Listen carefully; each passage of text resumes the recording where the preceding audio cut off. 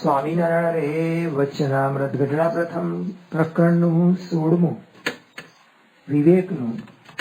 સ્વામિનારાયણ રે સંવત 1876 માગસર વદી ચોથને દિવસ શ્રીજી મહારાજ શ્રી ગઢડા મધ્ય દાદા ખાચરના દરબારમાં વિરાજમાન હતા અને સર્વ શ્વેત વસ્ત્ર ધારણ કર્યા હતા અને પોતાના મુખારવિંદની આગળ સાધુ તથા દેશ દેશના હરિભક્તની સભા ભરાઈને બેઠી હતી. પછી શ્રીજી મહારાજે એમ વાર્તા કરી છે, જે ભગવાનના ભક્તને સત અસતનો વિવેક હોય તે તો જે અવગુણ પોતામાં હોય તેને જાણે અને વિચારીને તેનો ત્યાગ કરી દે. વચનામૃત ગઢડા પ્રથમનું 16મું.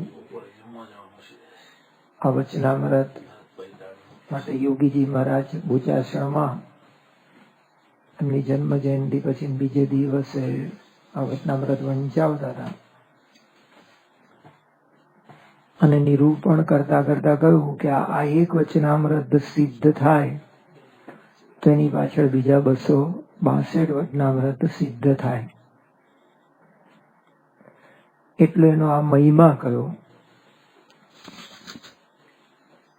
વર્ષો પહેલા અમારા રાજેન્દ્ર સ્વામી ભગત માતા ને સુરત બાપા સુરત બાજુ વિચરણ કરતા હતા, ત્યાંથી બારડોલી બાપા ગયેલા. બપોરે બાપાએ ભોજન કર્યું, બપોરે ભોજન પછીથી વચનામૃત નાનું વચનામૃતનું વાંચન થતું હોય તો તે વખતે રાજેન્દ્ર સ્વામી સામે બેઠા હતા તો કે વચનામૃત ગ્રંથ નહીં હોય તો બાપાએ કહ્યું કે કઈ મુખપાઠ કર્યો છે? તો રાજેન્દ્ર સ્વામી કીધું કે હા સ્વામી. તો કે બોલો. તો ગઢડા પ્રથમનું 16મું વચનામૃત આ બોલ્યા. પછીથી કોક સંતે કહ્યું કે હજી બીજો મુખપાઠ કર્યો તો બોલો. તો રાજેન્દ્ર સ્વામી કે ના, આ એક જ મુખપાઠ કર્યું છે. પણ તરત બાપા બોલ્યા કે આ એક વચનામૃત મોડે કર્યું છે, મુદ્દાનું વચનામૃત મોડે કર્યું છે. એટલે આ વચનામૃત ના ઘણા બધા પ્રસંગો છે, પણ અહીંયા જે શ્રીજી મહારાજે વાત કરી છે કે જે હરિભક્તને, જે ભગવાનના ભક્તને સત અસતનો વિવેક હોય તે તો જે અવગુણ પોતામાં હોય તેને જાણે અને વિચારીને તેનો ત્યાગ કરી દે. સત્સંગમાં આવ્યા પછી આધ્યાત્મિક મોટપ કઈ છે એ જો શ્રીજી મહારાજ અને ગુણાતીતાનંદ સ્વામીને ગુણાતીત પરંપરાના શબ્દોનો વિચાર કરીએ તો આપણને ખબર પડે કે આધ્યાત્મિક મોટપ કંઈક જુદી છે. અહીંયા વિવેકની વાત કરી છે, પણ શ્રીજી મહારાજે પંચાળાના 3જા વચનામૃતમાં બુદ્ધિશાળી કોણ, તો ત્યાં પણ શ્રીજી મહારાજ આજ બતાવે છે કે જે પોતામાં અવગુણ, પોતાનો દોષ જુએ અને બીજામાં ગુણ જુએ અને પોતાના દોષ હોય એને ટાળવા પ્રયત્ન કરે, એને બુદ્ધિશાળી કહ્યો છે. એટલે ઘણીવાર સત્સંગમાં આપણી બુદ્ધિ કઈ રીતે મોટપને માપે છે એ શ્રીજી મહારાજના મેઝરમેન્ટ પ્રમાણે જુદું છે. સત્સંગમાં મોટો કોણ? ઘણીવાર આપણે બુદ્ધિશાળી ગણીએ, અહીંયા વિવેકી ગણ્યો, પણ બુદ્ધિશાળીની પણ વ્યાખ્યામાં શ્રીજી મહારાજે આ કહ્યું કે ભાઈ તો મોટો કોણ? તો ગઢડા પ્રથમના 31મા વચનામૃતમાં શ્રીજી મહારાજે એવું કહ્યું કે પ્રત્યક્ષ ભગવાનની આજ્ઞા અને એના નિશ્ચય વડે મોટપ છે. આજ્ઞાને વિશે વર્તવે કરીને તો મહારાજે શિક્ષાપત્રીથી માંડીને વચનામૃતમાં જે આજ્ઞા કરી હોય, નિશ્ચય તો હોય કે ભગવાન સર્વોપરી છે. શ્રીજી મહારાજ ગુણાતીતાનંદ સ્વામી મૂળ અક્ષર છે અને પ્રગટ સત્પુરુષ મોક્ષનું દ્વાર છે. પણ પછી જે મોટપ એ જાણ્યા પછી નિશ્ચય એટલો થઈ ગયો કે આપણે માની લીધો કે મને નિશ્ચય થઈ ગયો, પણ શ્રીજી મહારાજે પ્રથમના 31મા વચનામૃતમાં કહ્યું કે મોટપ તો પ્રત્યક્ષ ભગવાનના નિશ્ચયની આજ્ઞાને વિશે વર્તવે કરીને છે. એટલે આજ્ઞામાં કહી તો આજ્ઞામાં બધી આજ્ઞા આવી જાય. એટલે શિક્ષાપત્રીની આજ્ઞા નહીં, પણ ભક્તે કઈ રીતે વર્તવું એ પ્રમાણે વર્તીએ તો સત્સંગમાં મોટેરા કહેવાય. લોયાના 5મા વચનામૃતમાં પણ કહ્યું કે સત્સંગમાં પાયો અચળ કોનો?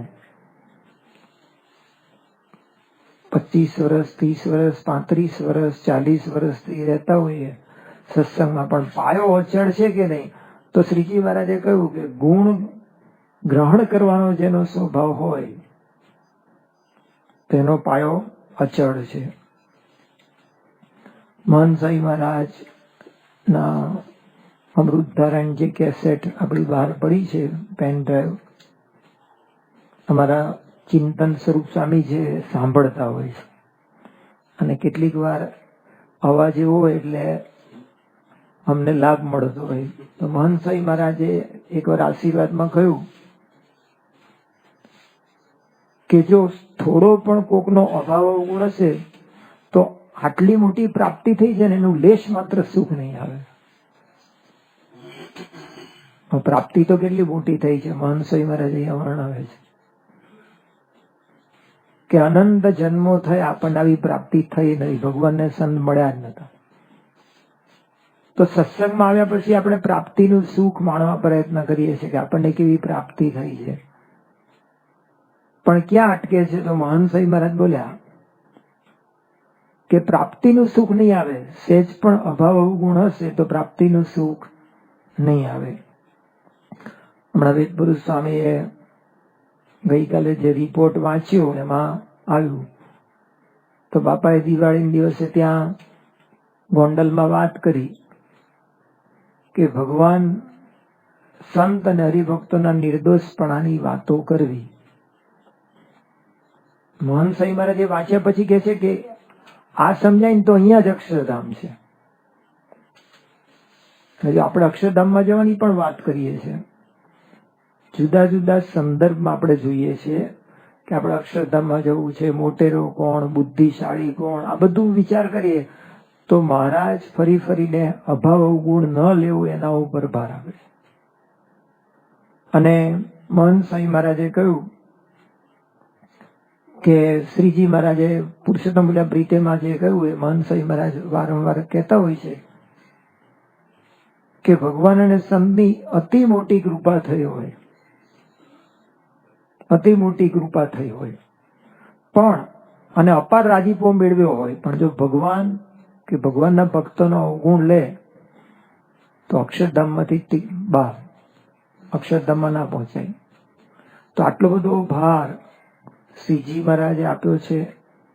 ગુણાતીત સંત પણ આપે છે. વચનામૃતમાં પાને પાને પણ અભાવ ગુણ લેવાની ના પાડે છે. ઘણી વાર આપણને એવું લાગે કે ભગવાન અને સંતનો નિશ્ચય થઈ ગયો છે, મોટેરા સંતમાં અભાવ ગુણ ન લઈએ તો વાંધો નહીં, નાનાનો તો લેવાય, કારણ કે નાનાનો તો એને આવડત ન હોય, એની પ્રકૃતિ હોય, સ્વભાવને વશ હોય, સત્સંગમાં એવું કંઈ જાણતો ન હોય. એટલે આપણી જે આ માપવાની ફૂટપટ્ટી છે ને જુદી છે, પણ એ આપણને ખ્યાલ નથી રહેતો કે નાનાનો અભાવ ગુણ લઈએ છીએ ત્યાંથી ધીમે ધીમે ધીમે મોટાનો આવે. અને જો નાનાથી ગુણ લેવાની શરૂઆત કરીએ તો આપણને સત્સંગ બધો દિવ્ય લાગે, અને જો ભગવાન અને સંતને વિશે પાકો નિશ્ચય હોય તો એમના સંબંધે કરીને બધા દિવ્ય જ છે. મહંત સ્વામી મહારાજ કહે છે કે ભગવાનને ભજતા સર્વે હરિજનો દિવ્ય છે. આ મર્મની વાત જે કોઈ સમજે, ધારે ને વિચારે તે મગ્ન થઈ જાય છે, જગ જીતી જાય છે, આંઠે પોર એનો આનંદ ટળતો નથી. પણ એવો આપણે નિર્ધાર કરતા નથી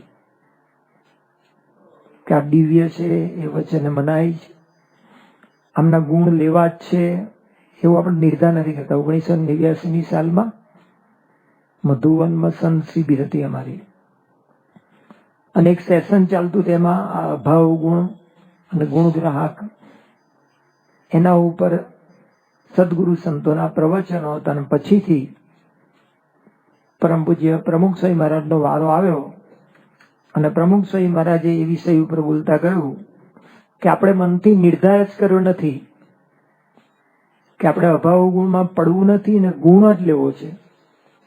ગુણ જ લેવો છે એવો નિર્ધાર કર્યો નથી. જો નિર્ધાર કરીએ કે ભાઈ ગુણ જ લેવો છે તો પછી કોઈ વાંધો આવે નહીં. 1983ની સાલમાં ડોક્ટર સ્વામી બાપાને હાર્ટ એટેક આવ્યો પછી બાપા આરામમાં એમ્સમાં આરામ કરતા હતા. એમની વિશ્રામ લીલા દરમિયાન ડોક્ટર સ્વામી એક દિવસ કથા કરતા હતા. ત્યાં બાપા તે વખતે કથામાં બિરાજમાન હતા. અને તે વખતે ડોક્ટર સ્વામી કથામાં એકદમ ભાવમાં આવીને કહ્યું કે આપણે આ સત્સંગમાં આવ્યા તો આપણો એક જ અધિકાર છે. આપણે બધા વર્ષોથી સત્સંગમાં આવતા હોય, નાની મોટી સેવા કરતા હોય, સંસ્થામાં કંઈક યોગદાન આપ્યું હોય આપણું, તો પછી આપણને અંતરમાં કંઈક વૃત્તિ રહે કે કંઈક મારો અધિકાર, મને કંઈક અધિકાર મળે. તો ડોક્ટર સ્વામી કે આપણો એક જ અધિકાર છે, પોતાના દોષ જોવાનો જ અધિકાર છે. ડોક્ટર સ્વામી કે અને કયો અધિકાર નથી? તો કે બીજાના દોષ જોવાનો અધિકાર જ નથી ડોક્ટર સ્વામી કે. અને ભગવાન અને સંત હંમેશા નિર્દોષ છે. જયારે ડોક્ટર સ્વામી આમ ભાવપૂર્વક બોલ્યા ને તે વખતે બાપા એમની સામે મરક મરક હસે અને રાજીપો બતાવ્યો. તો સત અસતનો વિવેક હોય એને પોતાના દોષ જોવાની જ અંદરથી વૃત્તિ રહે. જો કે પોતાના દોષ જોવા અઘરા છે, ભગવાનની કૃપા હોય ને તો જ પોતાના દોષ દેખાય. અને મહંત સ્વામી મહારાજે હમણાં જે દિવાળીના દિવસે કહ્યું ને કે બીજાના દોષ ન દેખાય ને પોતાના દોષ દેખાય એના માટે સખત પ્રાર્થના કરવી, સખત પ્રાર્થના કરવી. આ એક આધ્યાત્મિક સાધના છે, સૂક્ષ્મ સાધના છે. તો આ બધા પ્રસંગો ઉપરથી અને આ બધી વાત ઉપરથી આપણને એટલો તો ખ્યાલ આવે કે આપણે આપણા પોતાના દોષ જોવાના છે, બીજાના ગુણ જોવાના છે. અને બીજાના ગુણ જોઈએ એમાંથી ઘણો બધો લાભ છે અને એ ગુણ જ કામ લાગે છે. જો મોટેરા સંત ગુણાતી સંતનો જો ગુણ લીધો તો બેડો પાર થઈ જાય. જેમ ગુણાતીતાનંદ સ્વામી વિચરણ કરીને જુનાગઢ પધારતા હતા અને બધા હરિભક્તો સંતો ગુણાતીતાનંદ સ્વામીનું સામયું કરવા ગયા, સ્વાગત કરવા ગયા.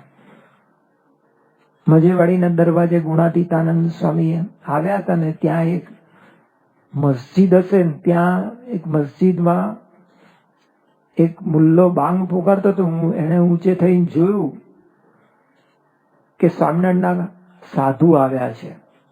ગુણાતીતાનંદ સ્વામીની કોટમાં એના ગળામાં પુષ્કળ હાર હતા અને એ જોઈને એકદમ એ ભાવમાં આવી ગયો અને બોલ્યો કે સ્વામિનારાયણ કા બાબા કેસા બન્યા હે. બસ આટલું બોલ્યો. ગુણાતીતાનંદ સ્વામી બોલ્યા કે આને બાંગ પોકારવી મટી ગઈ, હવે આને ફરી બાંગ નહીં પોકારવી પડે. ગઢડાનો દરવાજો જોયો પેલા ભરવાડે અને એને ગુણ આવી ગયો તો મહારાજ અક્ષરધામમાં લઈ ગયા. તે ગુણ આવે તો કેટલું મોટું ફળ છે. ફરી બાંગ ન પોકારવી પડે એટલે જન્મ મરણ ટળી ગયું. અક્ષરધામ પાકું. દરવાજો જોયો ને કે ઓહ, સ્વામિનારાયણ ભગવાને કેવો દરવાજો બનાવ્યો છે. મૂર્તિ યાદ આવી અને મહારાજ ધામમાં લઈ ગયા. તો ભગવાન તો છે ને નાનું બહુ મોટું માની લે છે, પણ આપણી દ્રષ્ટિ નથી. આપણને બુદ્ધિ આડી આવે છે, પણ અધ્યાત્મ માર્ગમાં બુદ્ધિ કામ લાગતી નથી. ભગવાન અને સંત ઓળખાય પછી બુદ્ધિને તાળા મારી દેવા પડે. પણ જો અભાવ ગુણમાં પડ્યા તો ઠેઠ ભગવાન સુધી પહોંચે. શ્રીજી મહારાજના સમયમાં શ્રીજી મહારાજ દાદા ખાચરને ત્યાં બિરાજતા હતા ને જે ઢોલિયા ઉપર આરામ કરતા હતા તો એક દિવસ મહારાજની જગ્યાએ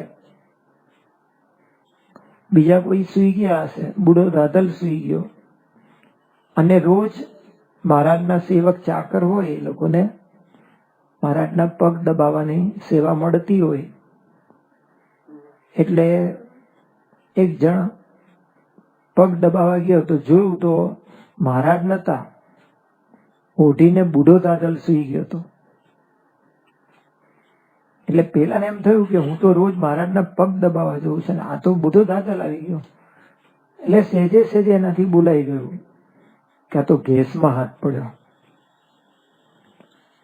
અને બોલ્યો એટલે બુઢો દાદલ એકદમ ગરમ થઈ ગયો.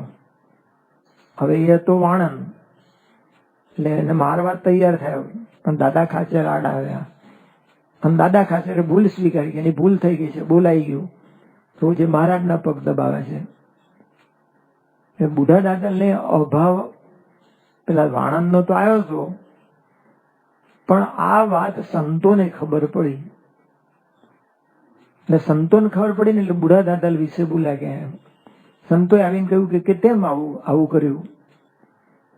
તરત જ બુઢા દાદલને સંતોનો અભાવ આવ્યો કે આ પણ વાણંદ જેવા છે.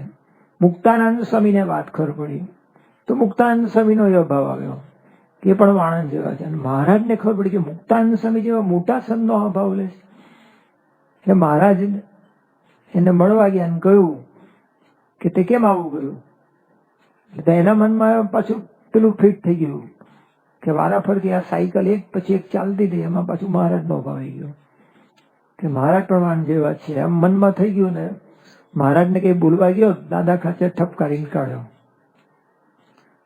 તો એક નાનો અવગુણ આવે એમાંથી ક્યાં પહોંચે છે, ઠેઠ ભગવાન સુધી. એટલે અહીંયા સત અસતનો વિવેક હોય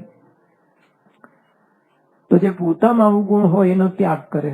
કદાચ એવું માનતા હોય કે ભાઈ આપણે બધી સાધના કરીએ છીએ, નિયમિત આરતીમાં આવીએ છીએ, નિયમિત ચેષ્ટા કરીએ છીએ, નિયમિત પૂજા કરીએ છીએ, આનિક જે છે એ બધું કરીએ છીએ, પણ આ સૂક્ષ્મ સાધના છે અને આ એ ભગવાન અને સંત જ જુએ છે. કોઈને જોઈએ, કોઈનું સાંભળીએ, કોઈનું વિચારીએ અને એમાં પ્લસ માઇનસ થતું હોય. આપણું બજેટ, આપણું બેલેન્સ શીટ છે ને એ પ્લસ માઇનસ થતું હોય, ભગવાન અને સંતને જ ખબર હોય. એટલે પોતાનો અવગુણ જુએ પણ ભગવાન અને એનો વિચારીને તેનો ત્યાગ કરી દે. કયો વિચાર? વિચારીને તેનો ત્યાગ કરે એટલે તો ભગવાન અને સંતને ગમતું નથી, એ નથી કરવું. એક વિચાર બળિયામ બળ્યો છે. ભગવાન અને સંતને ગમતું નથી. મહારાજે વચનામૃતમાં અંત્યના 24માં કહ્યું કે અમને રાખવાનો ખપ છે દાદા ખાચરને, તો અમને ન ગમે એવો એકેય સ્વભાવ એમણે રાખ્યો નથી. તો મહારાજને નથી ગમતું તો આપણે નથી રાખવું, એવો એક વિચાર કરીએ તો પછી જે પોતાનો દોષ છે એનો ત્યાગ થાય. અને સંતમાં અથવા કોઈ સત્સંગીમાં કઈક અવગુણ પોતાને ભાસતો હોય તો તેનો ત્યાગ કરી દે અને તેના જે ગુણ તેનું જ ગ્રહણ કરે. ભાસતો હોય, વાસ્તવમાં હોય નહીં પણ ભાસતો હોય. ઘણી વાર એવું બનતું હોય છે. આત્મસ્વરૂપ સ્વામી અહીંયા ગઈ સાલ બાપા પધારેલા ત્યારે એમણે કથા વાર્તામાં કહેલું 1980ની સાલમાં આત્મસ્વરૂપ સ્વામી બાપા જોડે એ પોતે વિચરણમાં હતા ને રિપોર્ટર તરીકે સેવા આપતા હતા. પ્રમુખ શ્રી મહારાજ વિચરણ કરતા કરતા આફ્રિકામાં નૈરોબી, કેન્યામાં નૈરોબીમાં વિરાજમાન હતા. નૈરોબીમાં ત્યાં તો તે વખતે સંતો રહેતા નતા, એટલે બ્રાહ્મણ હરિભક્ત નાના પ્રસાદ ભાઈ દવે હતા, એ બધી વિધિ કરાવે, ધાર્મિક વિધિ, મહાપૂજા ને બધું. તો બાપાની હાજરીમાં કઈક એમણે મહાપૂજા કઈક મોટી કરાવી હશે અને પછી ત્યાંથી એનાઉન્સ થયું કે આ નાના પ્રસાદ ભાઈ આ બધી વિધિ કરાવી છે, એટલે બધા હરિભક્તો બાપાને પગે લાગવા આવે તો આ નાના પ્રસાદ ભાઈ પાસેથી પસાર થાય ત્યારે બધા યોગ્ય દાન દક્ષિણા આપે. અને સ્વાભાવિક રીતે આ પ્રણાલી પ્રમાણે બધા ખિસ્સામાંથી પૈસા કાઢીને આપતા હતા. નાના પ્રસાદ દવે બેઠા હતા અને જે બધા હરિભક્તો વારાફરતી આવે ને એને કહે તમે હજી નાખો, હજી વધારે મૂકો. આત્મસ્વરૂપ સ્વામી કે મેં આમ જોયું દૂરથી કે આ બધા હરિભક્તો પાસે કદાચ એકાદ બે ને કે પણ બધાને કે હજી મૂકો વધારે આત્મ સ્વરૂપ સ્વામી કે મને કઈ ખબર નહીં, પણ મને લાગી ગયું કે ભાઈ આ બ્રાહ્મણ જે પાકા છે, કારણ કે આ તો જાહેરાત થઈ અને આવી રીતે પોતે બધા પાસે વ્યક્તિગત રીતે કહે છે પણ ખરા. પણ પછી જયારે એનાઉન્સ થયું કે નાણાપ્રસાદ દવે આટલી સેવા કરી, તો નાણાપ્રસાદ દવેની સી ભાવનાથી આત્મ સ્વરૂપ સ્વામી પછી ખબર પડી. તો નાણાપ્રસાદ દવેને એવી ભાવના હતી કે જેટલા વધારે પૈસા આવે, જેટલા વધારે સીલિંગ આવે, ધારો કે 10,000 આવે એટલે 20,000 આવે, તો 20,000 બીજા પોતાનામાંથી ઉમેરીને ઠાકોરજીને ચરણે અર્પણ કરવા. તો જેટલા સીલિંગ આવ્યા, જેટલા પૈસા આવ્યા એટલા બીજા એમણે ઉમેર્યા અને ઠાકોરજીને અર્પણ કર્યા. આત્મ સ્વરૂપ સ્વામી કે જિંદગીભરની મારે ખોટ રહી જાત તે વખતે, મને જિંદગીભર એમના પ્રત્યે પૂર્વગ્રહ બંધાઈ જાત ને એમનો અવગુણ આવી જાત. એટલે ઘણી વાર આવી ક્રિયા જોવાથી અભાવ આવે, આભાસ. પણ ભગવાન અને સંત કે હરિભક્ત એમાં આવો દોષ ભાસતો હોય તો એનો ત્યાગ કરવાનો શ્રીજી મહારાજ કહે છે, અને તેના ગુણનું જ ગ્રહણ કરવાનું, ગુણનું જ ગ્રહણ કરવાનું. અને પરમેશ્વરને વિશે તો તેને કોઈ અવગુણ ભાસે જ નહીં, અને પરમેશ્વરને વિશે કોઈ અવગુણ ભાસે જ નહીં. અને ભગવાન તથા સંત જે વચન કહે તેને પરમ સત્ય કરીને માને. ભગવાન અને સંત એમના વચનને પરમ સત્ય કરીને માને. બે પ્રકારના વચન છે. એક તો ઉપાસના સંબંધી વચન, ઉપાસના અને ધર્મ સંબંધી વચન, જે આપણે નિયમ ધર્મ પાડીએ છીએ, એક પ્રકારના વચન. અને બીજા પ્રસંગોપાત જે વચન કે એ તો પરમ સત્ય કરીને માને. તો પરમ સત્ય એટલે શું? તો ઉપાસના સંબંધી ભગવાન અને સંત જે વચન કે પરમ સત્ય કરીને માનવા પડે. કારણ કે ભગવાન અને સંત એ પૂર્ણ છે, માયાથી પરના તત્વ છે, બે બ્રહ્મ અને પરબ્રહ્મ. એ જે વચન કે એને પરમ સત્ય કરીને માનવા પડે. પરમ સત્ય એટલે સત્યથી પર, એમાં કોઈ ફેરફાર ન થાય. તો પરમ સત્ય શું છે? કે ભગવાન શ્રીજી મહારાજ સર્વોપરી છે. ઉપાસના સંબંધી જો વાત કરીએ તો ગુણાતીતાનંદ સ્વામી મૂળ અક્ષર છે અને પ્રગટ સત્પુરુષ મોક્ષનું દ્વાર છે. આ વચનને પરમ સત્ય કરીને માનવાની વાત છે. અને બીજું નિયમ ધર્મ સંબંધી વચન છે, એને પરમ સત્ય કરીને માને. એમાં જેટલો સંશય એટલી અધોગતિ. તો પરમ સત્ય કરીને માનવાની વાત ઉપાસનાના વચનો જે શ્રીજી મહારાજે વચનામૃતમાં ગઢડા મધ્યના 9માં, ગઢડા મધ્યના 13માં, ગઢડા મધ્યના 38માં વચનામૃતમાં પોતાના સર્વોપરીપણાની વાત કરી છે. અને એ ગુણાતીત સંત પાસેથી આપણે વારંવાર સાંભળીએ છીએ, એને પરમ સત્ય કરીને માનવાના ઉપાસના સંબંધી. જો એમાં લેશ શંકા પડે તો આપણી અધોગતિ. શ્રીજી મહારાજ એ મુક્તાનંદ સ્વામીને અને બ્રહ્માનંદ સ્વામીને વિચરણમાં વઢવાણ મોકલેલા. અને વઢવાણમાં મૂળજીભાઈને ઘરે ગોપાળાનંદ સ્વામી પણ ત્યાં વિરાજમાન. અને ગોપાળાનંદ સ્વામી પાસે મુક્તાનંદ સ્વામી ત્યાં ગીતા ભાષ્યનો પાઠ ભણતા હતા, ગીતા ભાષ્ય ત્યાં શીખતા હતા નિત્યાનંદ સ્વામી પાસે. એટલે એક વાર કઈક ચર્ચા થઈ, ગીતામાંથી કઈક તાત્વિક ચર્ચા થઈ, અને એમાં ચર્ચામાં એવું નીકળ્યું કે ભાઈ સ્વામિનારાયણ ભગવાન છે એમને કેવા સમજવા. મુક્તાનંદ સ્વામી અને નિત્યાનંદ સ્વામી વચ્ચે આ ચર્ચા ચાલતી હતી. એટલે મુક્તાનંદ સ્વામીએ કીધું કે હું તો એમ સમજુ છું કે વૃષ્ણિ કુળમાં જે શ્રી કૃષ્ણ ભગવાન પ્રગટ થયેલા એ જ શ્રી કૃષ્ણ ભગવાન આ પૃથ્વી ઉપર ફરી પ્રગટ થયા છે. એ નિત્યાનંદ સ્વામી સ્પષ્ટ ના પાડી દીધી. નિત્યાનંદ સ્વામી કે ના, તો મહારાજના બધા ચરિત્રો ખોટા પડે, મહારાજના વચનો બધા ખોટા પડે, અને મહારાજનું કાર્ય છે એ પણ ખોટું પડે. શ્રીજી મહારાજ તો સર્વાવતારના અવતારી છે, સર્વ કારણના કારણ છે, સર્વોપરી છે. મુક્તાનંદ સ્વામીને આ વાત ન બેઠી એટલે મુક્તાનંદ સ્વામીએ બ્રહ્માનંદ સ્વામી બોલાવીને બ્રહ્માનંદ સ્વામીની વાત કરી.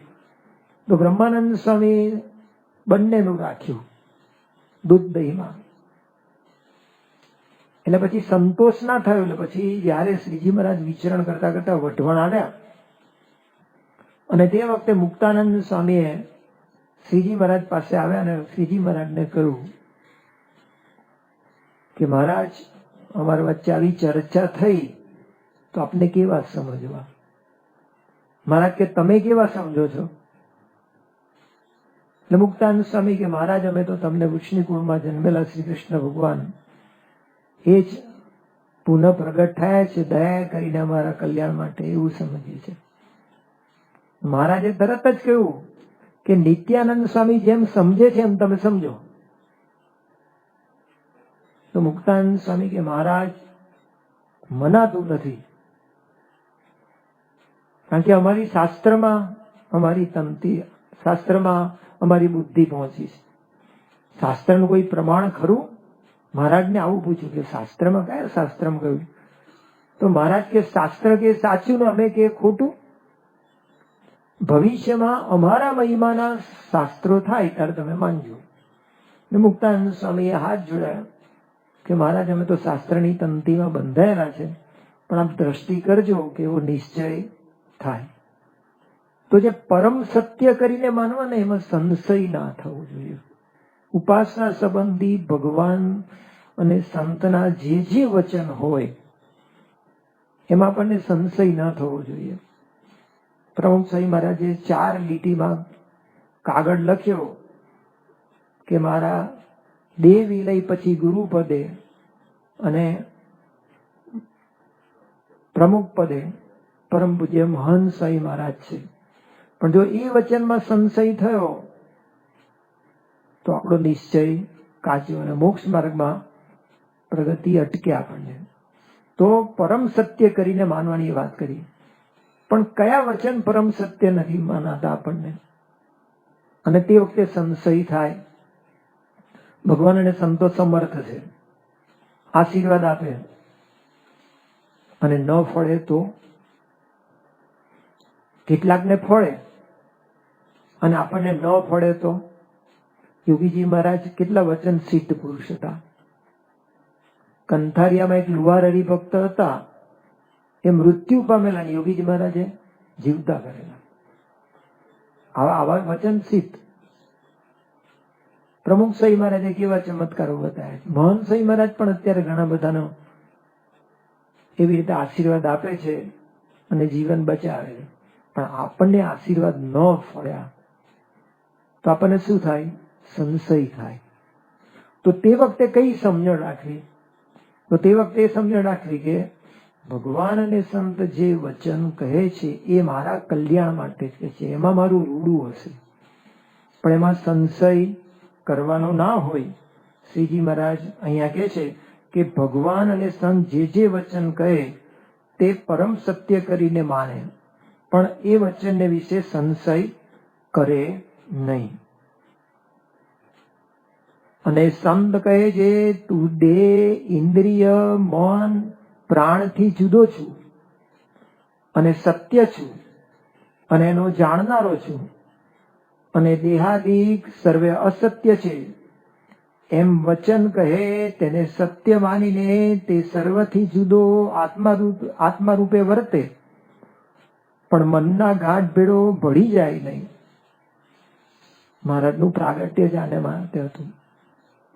दूसरा जो अवतार है वो कार्य कारण अवतार हुआ है, और मेरा जो अवतार हुआ है सो जीवों को ब्रह्मरूप करके आत्यंतिक मुक्ति देने के वास्ते अक्षराधिक पुरुषोत्तम हम मनुष्य जैसा बन्या. આપણે પોતે આત્મા છીએ, દેહથી જુદા છીએ એ મનાવવું બહુ કઠણ પડે એવું છે. આપણે પોતે નથી માનીતા કરી શકતા, સ્વીકારી નથી શકતા, કારણ કે અનંત જન્મોથી દેહ ભાવ છે આપણને. નાનો બાળક હોય અને જન્મ લે, ખબર નહીં કેવી રીતે તરત જ થોડા દિવસ મોઢામાં આંગળો નાખી દે. અનંત જન્મોથી ખાવાની ટેવ પડી છે, આંગળો નાખી દે છે, ખબર નથી પડતી. તેમ આપણો દેહ ભાવ છે ને અનંત જન્મો છે, આપણને ખબર જ નથી પડતી કે આપણે દેહ ભાવમાં વર્તીએ છીએ કે આત્મા રૂપે વર્તીએ છીએ. પણ સંત કે તું દેહ, ઇન્દ્રિય, મન, પ્રાણથી જુદો છું અને એનો જાણનારો છું. એ ક્યારે ખબર પડે? કે ભગવાન અને સંત કૃપા કરે અને આપણને વારંવાર ટકોર કરીને જ્ઞાન આપે અને એમની દયા હોય, કૃપા હોય, આપણે જાણપણું રાખીએ ત્યારે આપણને ખબર પડે કે આપણે કેટલા દેહ ભાવમાં વર્તીએ છીએ ને કેટલા આત્મા રૂપે વર્તીએ છીએ. આમ તો મહારાજે ગઢડા મધ્યના 51માં વચનામૃતમાં કહ્યું કે સત્પુરુષને આજ્ઞાને વિશે વર્તે છે, આત્મસત્તા રૂપે વર્તે છે. પણ એ આજ્ઞા તો સૂક્ષ્મ આજ્ઞા પણ છે. આપણે સ્થૂળ એકલી આજ્ઞા નથી. પોતાને માનીનતા કરવી અને એ પ્રમાણે વર્તવું એ સૂક્ષ્મ આજ્ઞા છે. તો ભગવાન અને સંતો કહે જ છે. 1981ની સાલમાં પ્રમુખ સ્વામી મહારાજ અમદાવાદમાં વિરાજમાન હતા અને તે વખતે પારસી હરિભક્ત જરીર કરીને મુંબઈમાં રહેતો હતો, એ અહીંયા અમદાવાદ આવેલો. સંતો એની જોડે ગમત કરતા હતા. પ્રમુખ સ્વામી મહારાજ ના ઉતારાની બહાર, પ્રમુખ સ્વામી મહારાજ આમ ઉતારાની બહાર જે રૂમ હતી ત્યાં પધાર્યા. જોયું તો સંતો ગમત કરતા હતા. બાપા કે શું ચાલે છે વાત? તો જરીરને સંતો એવું કહેતા હતા કે તું સાધુ બની જા. જરીર કે તમે એવી વાત જ ના કરતા. બાપા આવતા પહેલા બધી ચર્ચા ચાલતી હશે. આ જરીર બહુ બુદ્ધિશાળી, બહુ પ્રેમી હરિભક્ત. એટલે પછી સંતો બાપા આવે ને એટલે ફરી કીધું, બાપાને કહ્યું કે બાપા આવી વાત ચાલે છે કે સાધુ બની જાય. બાપા કે સાચી વાત છે, સાધુ બનવા જેવું છે. કે આ દેહ ખોટો છે, આ સગાવાલા ખોટા છે, આ જગત ખોટું છે, એક આત્મા સત્ય છે, આપણે આત્મા છીએ અને પરમાત્મા જોડે સાંધો છે, પરમાત્મા જોડે લેવા દેવા છે. શરીર કે બાપા મનાતું નથી. બાપા કે તને કઈ અનુભવ ખરો? તને કઈ અનુભવ ખરો? આ સત્સંગમાં આવ્યા પછી તને કઈક એવો અનુભવ થયો છે કે આપણે દેહ નથી ને આત્મા છે? કે મને બીજો કોઈ અનુભવ નથી. તો સંતો કે તને કશો અનુભવ ન થયો? તો કે મને એક વાર અનુભવ થયો છે. કયો અનુભવ થયો? તો કે એક વાર કીર્તન આરાધના ચાલતી હતી, યોગી ચરણ સ્વામી એટલી બેસ્ટ સિતાર વગાડાવી તે વખતે મને એમ થયું કે આ કઈક સુખ જુદું છે. બસ એટલો અનુભવ થયેલો. ત્યારે પ્રમુખ સ્વામી મહારાજ કે આ પણ અનુભવ લેવા જેવો છે. કે જરીર તું સંતના વચને માન કે તું આત્મા છે. તને કોણ કે છે? ગુણાતી સંત કે છે તું આત્મા છે એમ માન. જો ભગવાન અને સંત પ્રસંગોપાત આવી રીતે આપણને આત્માની દ્રઢતા કરાવે છે અને એ દ્રઢતા ત્યારે જ થાય એમના વચને જ.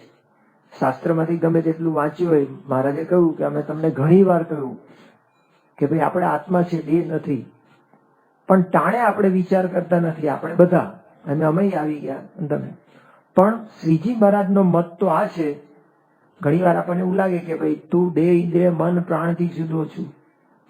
ઘણી વાર આપણે જોયેલું માનીએ કે ભાઈ સીઈંગ ઇઝ બિલીવિંગ, પણ એવું નથી. અહીંયા એવું છે, when you will believe you will see. તમે એકવાર શ્રદ્ધા રાખો તો તમને જોવા મળશે. તો પ્રમુખ સ્વામી મહારાજ કે સત્પુરુષ પોતાનો આત્મા છે એવું માનો અને તમે દેહથી જુદા છે, દેહ ને દેહના ભાવથી જુદા છે. આ એક સૂક્ષ્મ સાધના છે. પણ જો સંતના વચનમાં વિશ્વાસ આવે તો તરત એ મનાય.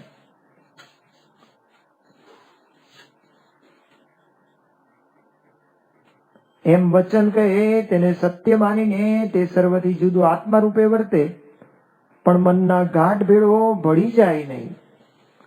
અને જેણે કરીને પોતાને બંધન થાય અને પોતાને એકાંતિક ધર્મમાં ખોટ આવે એવા જે પદાર્થ તથા કુસંગ તેને ઓળખી રાખે અને તેથી છેટે જ રહે. અહીંયા મહારાજે લાલબત્તી બતાવી, બોલ્ડ અક્ષરમાં છે. અને જેણે કરીને પોતાને બંધન થાય અને પોતાને એકાંતિક ધર્મમાં ખોટ આવે એવા જે પદાર્થ તથા કુસંગ તેને ઓળખી રાખે અને તેથી છેટે જ રહે. કુસંગ ઓળખવો બહુ અઘરો છે. સત્સંગમાં આવ્યા પછી ક્યારે કેવી રીતે લપસી જવાય એ ખબર ન પડે, પણ મહારાજ કહે છે કે પોતાને બંધન થાય અને પોતાના એકાંતિક ધર્મમાં ખોટ આવે એવા જે પદાર્થ તથા કુસંગ ઓળખી રાખે અને તેથી છેટે જ રહે. અંત્યના 38મા વચનામૃતમાં તો મહારાજ એટલે સુધી કલ મૂકી કે જો કુસંગ કરે તેનો ઠા ન રહે, વિષયનો સંબંધ રાખે તેનો ઠા ન રહે. તો જેટલું આપણે પોઝિટિવ વિચાર કરીએ અને મહિમાનો વિચાર કરીએ કે ભગવાનને સંતમાં જોડાવાનો વિચાર કરીએ, એટલો જ કુસંગથી છેટા રહેવાનો પણ વિચાર કરવો પડે ને એમાં જાગ્રત રહેવું જોઈએ. પ્રમુખ સ્વામી મહારાજના જીવન ચરિત્રમાં આવે છે કે પ્રમુખ સ્વામી મહારાજ જ્યારે હજી યુવકમાં હતા અને ત્યાં બહુચાસણમાં ગયેલા અને શાસ્ત્રી બરના દીક્ષિત સંત હતા અને ખબર પડી કે આ પ્રમુખ સ્વામી મહારાજ હજી નાના છે અને સાધુ બનવાના છે. તો પ્રમુખ સ્વામી મહારાજને શબ્દો નાખ્યા કે તું કેમ આવ્યો? તો કે હું તો સાધુ થવાનો છે. શાસ્ત્રી બન્યા તો કે ના સાધુ થતો, કે સાધુ શું થવાની જરૂર છે, કે અહીંયા તો બધા બહુ દુઃખ પડશે. તો જો આ કુસંગ સત્સંગમાં આવ્યા પછી કુસંગ ક્યારે લાગી જાય? બહુ સેવા આપણે કરતા હોઈએ અને કે કરતા બહુ સેવા કરો છો, કોઈ દાડો નામ આવ્યું તમારું સ્ટેજ ઉપર? પ્રમુખ સ્વામી મહારાજને હાજરીમાં પ્રસંગ થયેલો, પ્રદેશમાં પ્રમુખ સ્વામી મહારાજ ગયેલા એક સેન્ટરમાં અને જેને મૂર્તિ પ્રતિષ્ઠામાં મોટી સેવા કરી હતી એનું નામ જાહેર કરતા ભૂલી ગયા અને એ હરિભક્ત પાછા પડી ગયા. વર્ષો પછી પસ્તાવો થયો અને પ્રમુખ સ્વામી મહારાજ બીજી વાર જયારે ગયા ત્યારે પાછા આવ્યા. પ્રમુખ સ્વામી મહારાજના ચરણે માફી માંગીને રડ્યા કે સાહેબ મારી ભૂલ થઈ, મનનો કુસંગ. મનમાં એમ થઈ ગયું, અને મનનો કુસંગ ના કોઈ બે શબ્દો તો નાખે જ આપણને કે તમે સેવા કરીને તૂટી ગયા અને કેટલું બધી તમે સેવા કરી, પણ તમારું નામ આવ્યું, તમારા વખાણ થયા, હારતોરામ તમારું નામ આવ્યું. તો સત્સંગમાં આવ્યા પછીથી એકાંતિક ધર્મમાં ખોટ આવે એવા પદાર્થ તથા કુસંગ એનાથી છેટા રહેવું. અને એકાંતિક ધર્મ એટલે શું? સત્પુરુષમાં મનુષ્ય ભાવ આવે એકાંતિક ધર્મમાંથી પડ્યા કહેવાય. યોગીજી મહારાજ એવું કહેતા હતા કે એકાંતિક ધર્મમાંથી પડ્યા કહેવાય કે ભગવાન અને સંતમાં મનુષ્ય ભાવ આવે એનાથી છેટા રહેવું અને તેના બંધનમાં આવે નહીં. ઘણી વાર આપણે છે ને વિશ્વાસ મૂકી દઈએ કે અમારા વિશ્વાસ છે, કઈ વાંધો નહીં આવે, પણ એ વિશ્વાસમાં ને વિશ્વાસમાં આપણું મન ક્યારે લપસી પડે એ કહેવાય નહીં. એટલે મહારાજે અહીંયા બોલ્ડમાં મૂક્યું કે તેને ઓળખી રાખે ને તેથી છેટે જ રહે અને તેના બંધનમાં આવે નહીં. અને સવળો વિચાર હોય તેને ગ્રહણ કરે અને અવળો વિચાર હોય તેનો ત્યાગ કરે. એવી રીતે જે વર્તતો હોય ત્યારે જાણીએ છીએ તેને વિવેક છે. સવળો વિચાર એટલે ઘણી વાર આપણે એમ લાગે કે સવળો વિચાર એટલે પોઝિટિવ થિંકિંગ જ, એવું નહીં. પણ સત્પુરુષ જે સવળો વિચાર કે છે ને એની ડેફિનેશન સત્પુરુષ જુદી રીતે બતાવે છે. 1981ની સાલમાં ભગવાન શંકર દ્વિશતાબ્દી મહોત્સવ અહીંયા અમદાવાદ ખાતે ઉજવાયો. તો સ્વામી આત્માનંદનું પ્રવચન હતું અને એ પ્રવચન પછીના ત્રીજા દિવસે પ્રમુખ સ્વામી મહારાજ, 2 દિવસ એમનું પ્રવચન હતું ને પછી ત્રીજા દિવસે પ્રમુખ સ્વામી મહારાજ અહીંયા આવેલા મંદિરે અને બપોરે ભોજન લીધા પછીથી બાપા બપોરે વચનામૃત કરાવતા હતા. એમાં પ્રથમનું 16મું વચનામૃત આ વચનામૃત વંચાવડાયું અને એમાં છેલ્લે આ વાત આવી કે સવળો વિચારો એ ગ્રહણ કરે ને અવળો વિચાર એનો ત્યાગ કરી દે. તો સવળો વિચાર એટલે કયો વિચાર? બાપાએ પોતે પ્રશ્ન પૂછ્યા, પછી બાપા જ પોતે બોલ્યા કે સવળો વિચાર એટલે ભગવાન અને સંતના રાજીપાનો વિચાર. રાજીપાના વિચારમાં બધા વિચાર આવી જાય. તો અહીંયા મહારાજે જે છેલ્લે કહ્યું કે સવળો વિચાર હોય તેને ગ્રહણ કરે અને અવળો વિચારે તેનો ત્યાગ કરે. તો આ વચનામૃતમાં શ્રીજી મહારાજે જે વિવેકી છે એની વ્યાખ્યા કરી છે અને લક્ષણ બતાવ્યા છે એમાં છેલ્લે મહારાજે કહ્યું કે સવળો વિચાર ગ્રહણ કરવો. તમને રાજી કરવા માટે આ ગુણ ગ્રાહક દ્રષ્ટિ આપણામાં દ્રઢ થાય. ભગવાન અને સંતમાં કોઈ દિવસ મનુષ્ય ભાવના એમના અભાવ ગુણ ન ભાસે. પોતાને બંધન થાય એવા પદાર્થ તથા કુસંગને ઓળખી રાખીને એકાંતિક ધર્મમાંથી પતન ન થાય અને સવળો વિચાર ગ્રહણ કરીએ, એટલે કે રાજીપાનો વિચાર ગ્રહણ કરીએ પડે અને એ દ્રઢતા કરીએ એવી મહારાજ સ્વામીના ચરણ પ્રાર્થના. ઇતિ વચનામૃતમ એ પ્રમાણે ગઢડા પ્રથમનું 16મું થયું. શ્રી સ્વામિનારાયણ ભગવાન ગુણાતીત